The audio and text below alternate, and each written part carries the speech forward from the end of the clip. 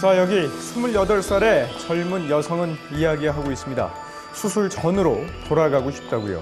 벌써 4년째 침대에서만 생활하고 있다는데 이 여성에게 무슨 일이 있었던 거죠, 변호사님? 네. 소뇌혈관 모세포종, 즉 뇌수술을 받은 28살 여성의 이야기입니다. 수술 이후에 발생한 사지마비, 성대마비에 대해서 가족들은 의료사고라고 주장하고 있습니다. 침대 위에 앉아 제작진을 맞이하는 민영 씨입니다. 뇌종양 수술 후 걷지도 말할 수도 없게 된 28살의 민영 씨. 43. 못 움직이니까 어디 외출도 못하고 그냥 꼼짝 않고 있어요. 핸드폰, 카카오톡. 핸드폰 그냥 있고. 네, 글씨 다리는 그냥 이렇게 움직여요. 움직이는데 4년 전까지만 해도 여느 20대와 다름없이 마음껏 먹고 즐기는 일이 일상이었지만 수술 후 팔, 다리뿐 아니라 성대도 마비돼서 직접 입으로 음식을 먹을 수도 그리고 목소리도 나오지 않는 상황입니다. 언니 자기 목소리를 까먹은 것 같다고. 그럼 저도 언니 목소리를 까먹은 것 같아. 사실 민영 씨의 수술은 이번이 처음은 아니었습니다. 이 병을 발견했던 19살 이후로 지금까지 수술을 받은 일이 여러 번이라는데요.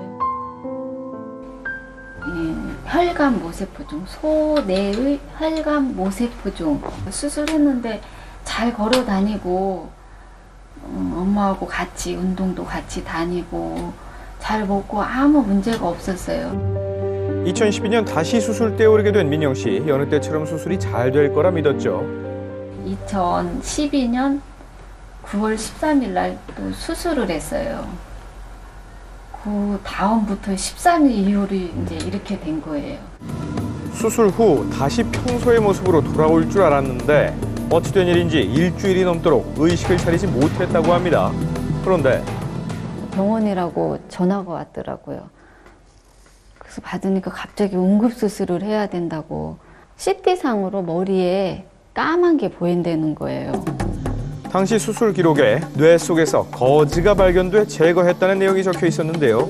가족은 혹시 이 거즈 때문에 수술 후 장애가 생긴 건 아닌지 의심스럽다고 합니다. 그래서 언니가 더 응급수술 모르겠어요. 그때 응급수술 들어가지 않아도 될 거를 들어가게 되지 않았나 싶고. 하지만 4년이 지난 지금도 왜 장애가 생겼는지 가족은 그 이유를 알지 못합니다. 병원에서는 이렇게 됐는데 얘가 어디에서 어떻게 잘못된 건지를 전혀 얘기를 안 해주고 어떤 방법을 해서 치료를 하라는 방법도 안 가르쳐줬어요. 저는 그게 병원한테 그 박사님한테 바람이에요. 그 얘기 좀 해줬으면 좋겠어요. 영문도 모른 채 장애를 입은 답답함 속에서도 희망을 잃지 않으려는 민영 씨. 있는 힘껏 다리와 팔로 페달을 돌려봅니다.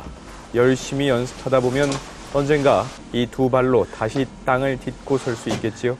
무섭게 하거든요. 눈 온다고. 저희가 잘했나? 창밖에 내리는 눈도 그게 제일 맞으면서 말입니다. 후회스럽더라고요. 수술을 하지 말걸. 그런 날이 올 수 있을지 가족은 그 답을 듣고 싶습니다. 자, 이 환자가 받은 수술이 구체적으로 어떤 건가요, 박사님? 예, 그래픽을 보시면 사람의 뇌는 대뇌와 소뇌로 나뉘는데 지금 빨갛게 보이시는 부분이 소뇌입니다. 이 소뇌에 혈관이 뭉쳐서 종양이 생긴 병을 우리가 소뇌혈관 모세포종이라고 하고 이것을 제거하는 수술을 했습니다.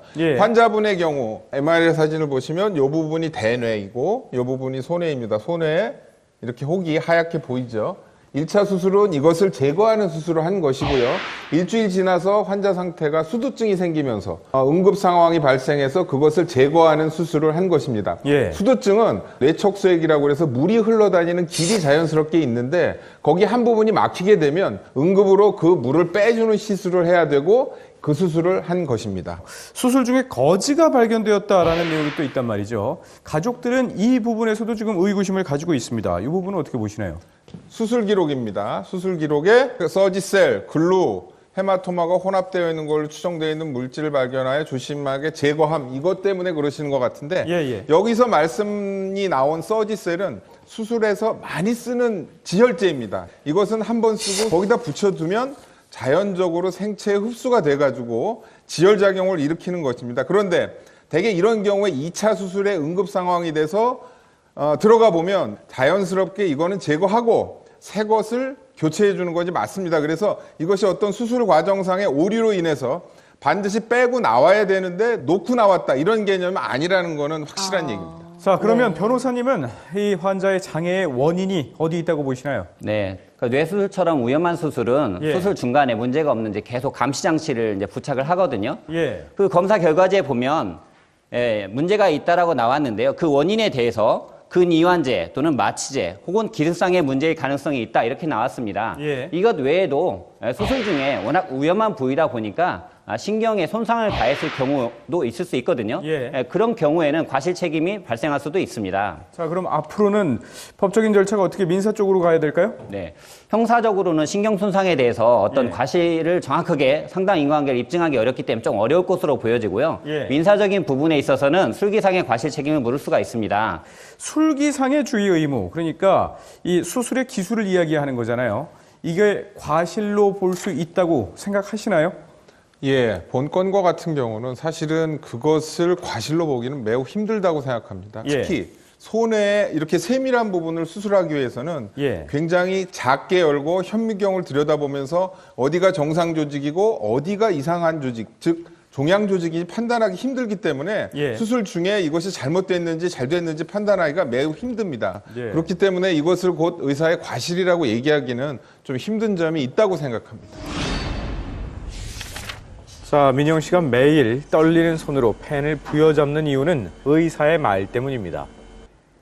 회진 오시면 그냥 재활하면 나을 거다. 열심히 해라. 재활하면 좋아질 거야. 저희는 이제 그럼 그 말만 듣고 병원 측이 내민 합의서에 서명한 것도 금방 나아질 것이라는 의사의 말 때문이었습니다. 2년이면 낫겠지. 그거 갖고 얘 치료를 하겠지 하고 낫겠지 하는 생각으로 제가 사인을 하고 받고 나왔는데 한 달에 드는 게 너무 많은 거예요. 의사의 말과 다르게 길어지고 있는 재활치료. 가족은 결국 합의 무효 소송을 제기했습니다. 어떻게든 재활하려면 더 많은 노력이 필요할 텐데요. 목표가 있다면 어떤 게 있을까요? 네, 열심히 운동해서 걷는 거라고. 네. 어쩌면 평생 안고 가야 할지도 모를 장애. 민영 씨의 희망을 북돋아줄 방법을 찾을 수 있을까요? 자, 변호사님, 이 법적인 이야기를 다시 해보면요. 지금 상호 합의가 이루어진 사항을 다시 되돌릴 수가 있을까요? 가족의 주장은 합의를 할 때 의료진이 이 장애가 호전될 것이다 라고 이야기해서 합의했다고 주장하고 있거든요. 근데 나중에 알고 봤더니 장애가 평생 갈 수도 있다는 걸 알게 된 겁니다. 이런 경우에는 합의를 무효화시킬 수도 있습니다. 저희 대법원은 후에 생긴 손해가 합의 당시 손해 범위를 현저히 일탈할 정도로 중대한 경우에는 그 합의의 효력이 미치지 않는다라고 하고 있거든요. 그런 경우에는 합의 당시 예상하지 못했던 추가 손해에 대해서 다시 손해배상을 받을 수 있습니다. 그 병원 측에서 제시한 합의 금액을 그대로 받아들이지 마시고 우선 전문가를 통해서 병원 측이 제시한 금액이 합당한 금액인지 알아보신 다음에 합당하다고 판단될 경우에 합의하시는 것이 좋습니다.